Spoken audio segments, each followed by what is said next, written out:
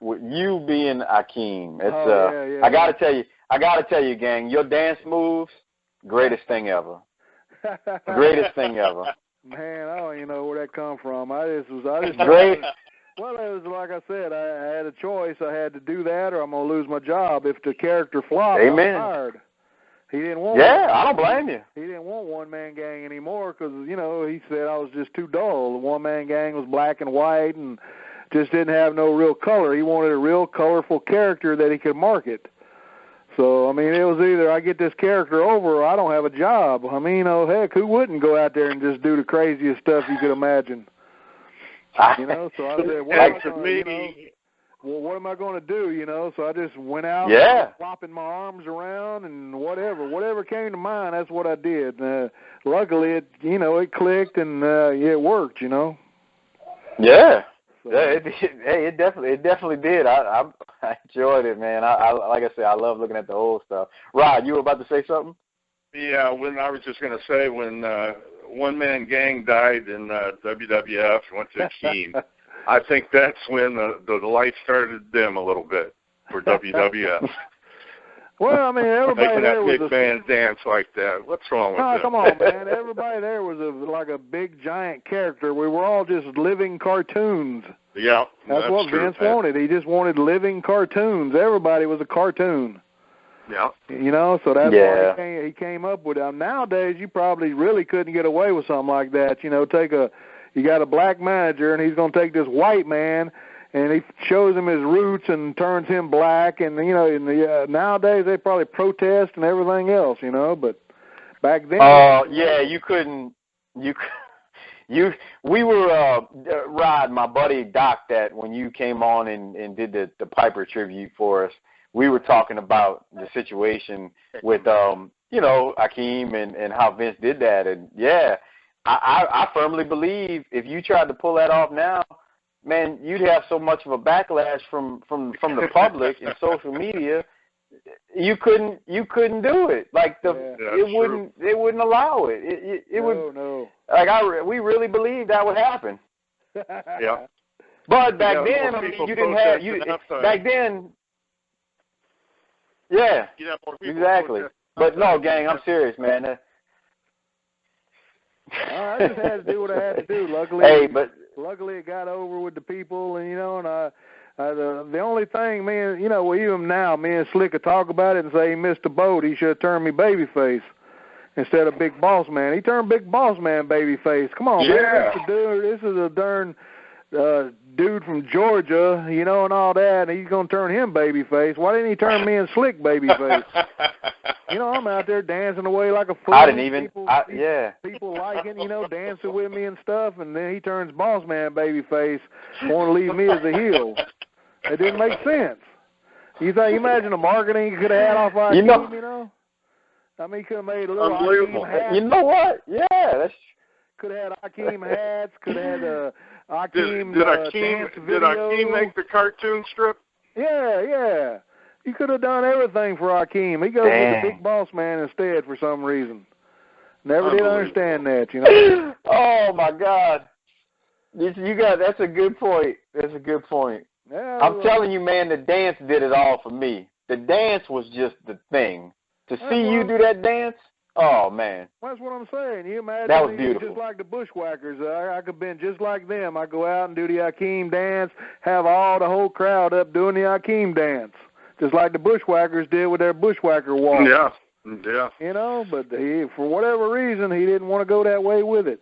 He wanted to keep me as the heel, so didn't have no choice. I was the heel. Yeah, you do what you do to earn your paycheck, right? Yeah, you have to. You ain't got a choice. What are you going to do? Really. You either do it or you go find another job. There ain't no ifs, ands, or buts about it. People always asking me, man, I wouldn't have done that. Why'd you do that? Well, it was my job. I had to do it. I didn't have a choice. I was not given a choice. Basically, this is a quote from Vince McMahon. George, I have a spot in my company for Akeem, but I don't have a spot for One Man Gang anymore. So what are you going to do? Of course you're going to dance your ass off. That's right. I mean, yeah.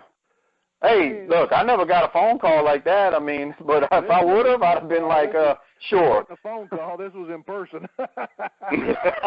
Well, yeah. I mean, anything, right? Same thing. That's what I mean. If somebody would ask me, sure. What do you want me to do? I'll do the dance. Of course. Nah, I don't blame you. You know, I was nervous as what hell. you gonna do? I was scared. I was had trepidation about it. I'd never been really another character besides One Man Gang. You know, just a big nasty heel. And here I am. He's wanting me to go like a whole darn 360 and be a character, right. A whole new character. You know, so. And they didn't really I didn't get no pointers or he made the costume and all that. All that was made for me by the office. You know, WWF made all that. But I didn't give it, have any pointers on, well, you should talk this way or we want you to do this or that out there. All that just came, I just had to come up with that and just go out there and see what I could do, if it would work or not. And that's basically what I did. And luckily, luckily it worked. It was luck. It was basically all just luck. I don't think it was luck. I think it was talent. No, it was just luck. Showed him a couple of moves. Akeem would have never lived. I tell you the hardest thing. Here's a rib they used to pull on me all the time, man. Once Akeem got established, they came. The road agents told me, said, well, you got to keep dancing as long as the Jive Soul Bro plays. We want you to dance. So okay, ain't no problem. I'd go out. Me and Slick would always be the first one out, usually, because we're the heels. Babyface come in second, so we go out. And man, them dirt agents, some road agents behind the scenes would play that song, and they would play it for 5-10 minutes sometimes. They were, and they'd be there laughing their butts off behind the scenes. I'd be out there so blowed up by the time the babyface got there, I couldn't do anything. It went on every night they'd do that to me. And man, them darn people in the back, the boys, and everybody was just laughing away. They loved it every night. Let that song play. Let it keep going. Man, that's what makes wrestling fun, though, man. You just have fun with each other. I didn't get mad at them. I knew, but you just have fun with the guys. I mean, especially when you change when you change from a white man and you Akeem, the African Dream, you imagine what you're gonna get. My God.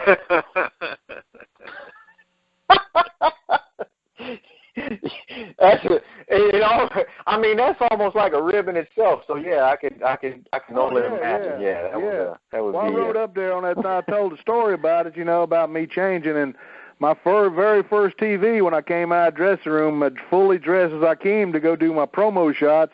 Man, all the boys started busting on me so bad. It's like, hey, we got a brand new Negro wrestler in the company. And another guy would be like, oh my God. Another guy would say, hey, look out, here comes Chef Boyardee, because that big giant hat I had to wear. Then somebody else that hat.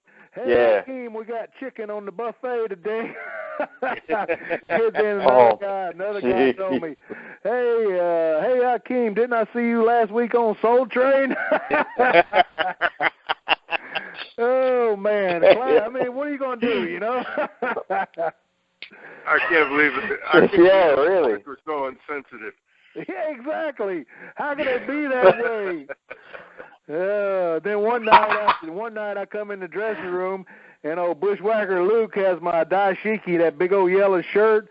He has it on doing the Bushwhacker Luke walk around the dressing room. Hey, matey, I'm from New Zealand. With my Bushwhacker thing on, all the way down to his feet almost. He's doing the Bushwhacker walk with that thing on. Yeah. Because he ain't even 6 feet tall, right? He's got that thing on, and it's made for somebody your height. It just covers him all the way up. He's doing the It looks like a robe. Exactly. Oh man. Well, you just laugh. What are you going to do? That's basically what kept you sane. Well, that's part of it. Yeah. And I mean, if you didn't have fun, that's part of it. Yeah, if you didn't have fun, you just go totally insane. You would just, absolutely. That's what makes it fun. That dressing room time. That's mainly what I miss, is just the dressing room time with the boys. That's what I miss.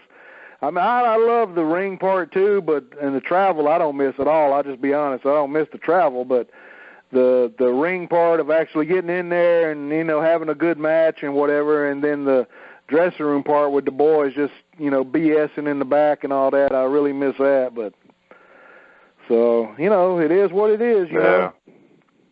Yeah, you spend so much time with them, Yeah, and then boom, yeah. man. Yeah, it's like a family, basically. I mean, we were all just basically a big family. You spent more time with the guys than you really did with your real family.